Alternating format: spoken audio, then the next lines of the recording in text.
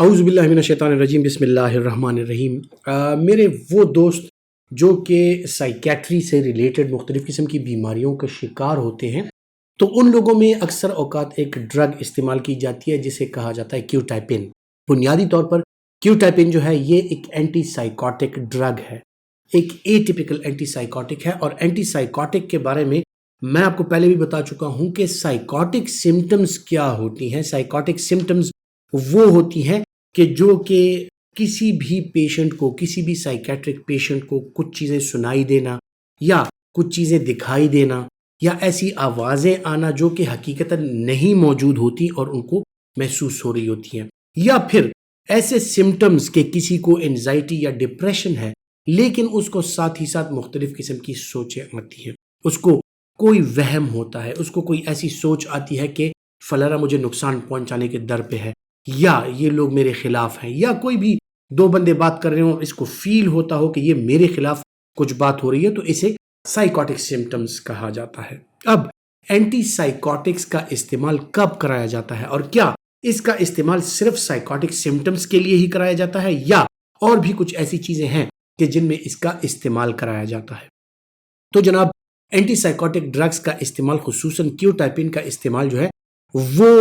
کرایا جاتا ہے جناب اسکیزوفرینیا میں، اسکیزوفرینیا یا اسکیزو افیکٹو ڈس آرڈر جو ہوتی ہیں ان میں کرایا جاتا ہے، یا پھر جو میجر ڈپریشن ہوتا ہے جو کہ عام ایس ایس آر آئیز یا ٹرائی سائکلک اینٹی ڈپریسنٹس یا ان کو وہ رسپونڈ نہ کرتا ہو تو اس میں بھی اینٹی سائیکوٹک دوائیوں کا استعمال کرایا جا سکتا ہے ساتھ میں۔ اور پھر bipolar affective disorder یا بائی پولر ڈس آرڈر میں بھی اس کا استعمال کرایا جاتا ہے، کیونکہ اس میں بھی سائیکوٹک سمٹمز ہوتی ہیں اور جو پیشنٹ ہوتا ہے اس کو مختلف چیزیں فیل ہو رہی ہوتی ہیں، یا اس کو آوازیں آ رہی ہوتی ہیں، یا اس کے دماغ میں مختلف قسم کی سوچیں آ رہی ہوتی ہیں، اس قسم کی سوچیں جو کہ نارمل انسان کو نہیں آتی، یا نارمل انسان اس قسم کی سوچ نہیں رکھتا۔ جب بھی ڈپریشن کے مریضوں کو مختلف قسم کی یا ایک قسم کی کوئی منفی سوچ یا اس طرح کوئی اور ایسی سوچ جو کہ ایک نارمل انسان کو نہیں آتی اور اس کو زیادہ آتی ہوں، اس کو ڈسٹرب کرنے لگے، تو ایسے لوگوں میں پھر میجر ڈپریشن میں بھی اگر کوئی اس طرح کے سمٹمز ہوں تو ان کو کیوٹائپن کا استعمال کرایا جا سکتا ہے۔ کیوٹائپن جو کہ ایک اینٹی سائیکوٹک ہے، یہ برین میں جو آپ کے نیورو ٹرانسمیٹرز ہوتے ہیں ان کو ماڈولیٹ کرتا ہے، اور خصوصاً جو سیروٹونین اور ڈوپامین ہے ان کے لیول کو یہ بیلنس کرتا ہے۔ جب یہ نیورو ٹرانسمیٹرز بیلنس ہو جاتی ہیں تو ان لوگوں کے جو برین میں ایکٹیویٹی ہو رہی ہوتی ہے وہ بیلنس ہو جاتی ہے، ان میں امپلسو ایکٹیویٹی نہیں ہوتی، ان میں جو زیادہ تر کچھ ایسی چیزیں آتی ہیں کہ جس کے ساتھ یہ لوگ ایگریسو ہو جاتے ہیں، وہ ایگریشن ختم ہو جاتی ہے، یعنی ان کے برین میں جو ایک امپلسو چیز آتی ہے، ان کو مجبور کرتی ہے کسی چیز پر، وہ کم ہو جاتی ہے اور ان کے سمٹمز جو ہیں وہ امپروو ہو جاتے ہیں۔ اب کیوٹائپن کا استعمال جو لوگ کر رہے ہوتے ہیں ان میں کیا کیا سائیڈ ایفیکٹس ہو سکتے ہیں؟ کیوٹائپن کا استعمال جس طرح میں نے کہا کہ schizophrenia, bipolar disorder اور اس طرح جو میجر ڈپریشن ہے، اور کبھی کبھار اس کا استعمال جو ہے وہ جنرلائز انزائٹی ڈس آرڈر جس میں پینک ڈس آرڈر آ جاتا ہے، جب ایک بندہ پینک میں ہو، جب اس کو فیل ہو رہا ہو کہ کچھ ہونے لگا ہے میرے ساتھ اور اس کو وہم ہونے لگے کسی چیز کے ہونے کا، تو اس میں بھی کیوٹائپن کا استعمال کرایا جا سکتا ہے۔ اب جو لوگ اس کا استعمال کرتے ہیں وہ لوگ جانتے ہیں کہ کبھی کبھار اس میں جو سائیڈ ایفیکٹس ہوتے ہیں ان میں غنودگی ایک امپورٹنٹ چیز ہے جو لوگوں کو ہوتی ہے، اس کے ساتھ غنودگی ہو سکتی ہے، اور خصوصاً اگر اس کا استعمال آپ دوسری ایسی دوائیوں کے ساتھ کر رہے ہیں کہ جن میں غنودگی یا سیڈیشن ہو تو اس کے ساتھ غنودگی بڑھ بھی سکتی ہے۔ پھر اس کا استعمال کرنے والے لوگ جو ہوتے ہیں ان میں اکثر اوقات جتنے بھی اینٹی سائیکوٹک، چاہے وہ ٹیپیکل اینٹی سائیکوٹک ہوں یا اے ٹیپیکل اینٹی سائیکوٹک ہوں، ان کا استعمال جب بھی کر رہے ہوتے ہیں تو آپ نے دیکھا ہوگا کہ ایسے لوگوں میں ایک سستی سی آ جاتی ہے، اور وہ لوگ جو ہیں تو موٹاپے کا شکار ہو جاتے ہیں، ان میں وزن بڑھنے کے جو عوامل ہیں وہ بڑھ جاتے ہیں اور ان کا وزن بڑھ جاتا ہے۔ ان لوگوں میں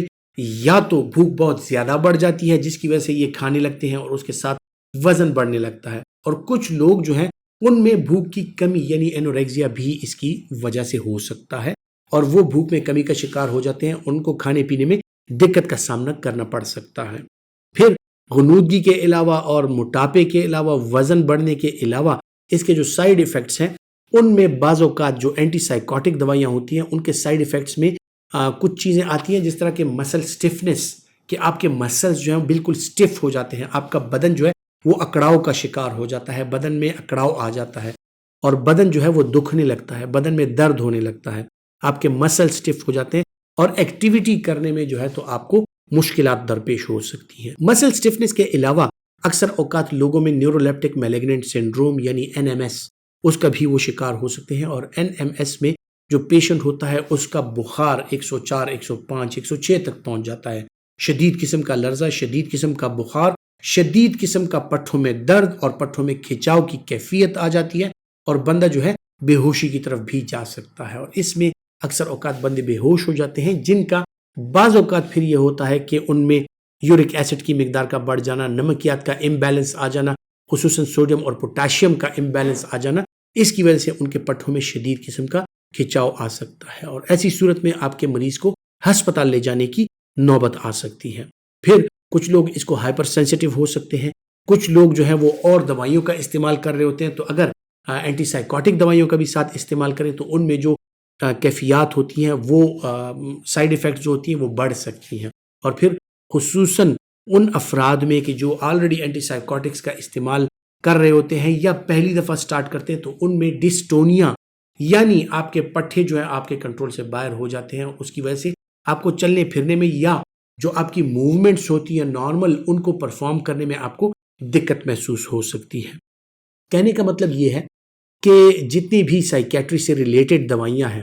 وہ اسپیشلائزڈ دوائیاں ہیں جو کہ آپ کا میڈیکل اسپیشلسٹ یا آپ کا سائیکیٹرسٹ یا آپ کا نیورولوجسٹ آپ کو تجویز کر سکتا ہے۔ اس کے علاوہ اکثر اوقات دیکھا گیا کہ کچھ لوگ ایسے ہوتے ہیں کہ جی جناب ہمیں نیند نہیں آتی یا دل اداس سا ہے یا اس طرح، اور کوئی دوست آپ کو گولی تھما دے کہ یہ گولی ہے، یہ آرام کے لیے ہے، اس کے ساتھ میری نیند بہتر ہوئی ہے یا اس کے ساتھ جو میرا ڈپریشن تھا وہ بہتر ہوا ہے، تو ایسی صورت میں سائیکیٹری کی جو دوائیاں ہوتی ہیں وہ ایسی دوائیاں نہیں ہیں کہ آپ کوئی اگر اس کو استعمال کر رہا ہے اور اس کو افاقہ ہوا ہے تو آپ بھی وہ لے لیں، کیونکہ اس میں آپ کے سائیکولوجیکل اور سائیکیٹرک ایویلیویشن یعنی آپ کا سائیکیٹرسٹ اور سائیکالوجسٹ آپ کو بٹھا کے آپ کو انٹرویو کر کے آپ سے سوالات کر کے آپ کی ہسٹری لے کے آپ کا معائنہ کر کے سب سے پہلے اس بات کا تعین کرے کہ آپ کو بیماری کون سی ہے، انزائٹی ہے، مائلڈ ہے، ماڈریٹ ہے یا سیویئر ہے، جنرلائز انزائٹی ڈس آرڈر ہے، پینک اٹیک ہے، یا خدا نخواستہ آپ کو بائی پولر ڈس آرڈر یا اسکیزوفرینیا اس طرح کا کوئی مسئلہ ہے، جو کہ مختلف مسائل ہو سکتے ہیں۔ آپ کا سائیکیٹرسٹ ایک دفعہ آپ کی تشخیص کر لے، آپ کی بیماری کی تشخیص کر لے اور آپ کو جو دوائی جتنے عرصے کے لیے جس مقدار میں آپ کو وہ تجویز کرے تو آپ کو دوائی اس لحاظ سے لینی ہوتی ہے۔ سیلف میڈیکیشن ہرگز نہ کیجیے، خصوصاً جو سائیکیٹری سے ریلیٹڈ دوائیاں ہیں ان میں سیلف میڈیکیشن جو ہے وہ خطرناک ہو سکتی ہے۔ خواتین حضرات، امید کرتا ہوں کہ میڈیسن نالج کے حوالے سے جو معلومات میں آپ کے ساتھ شیئر کرتا ہوں وہ آپ کے لیے فائدہ مند ثابت ہوں گی، اور اگر آپ سمجھتے ہیں کہ یہ فائدہ مند ہے تو یہ ویڈیو لائک کیجئے، زیادہ سے زیادہ شیئر کیجئے تاکہ آپ کے دوسرے دوستوں تک بھی یہ معلومات پہنچ سکے۔ اپنا بہت سا خیال رکھیے گا۔ اللہ حافظ۔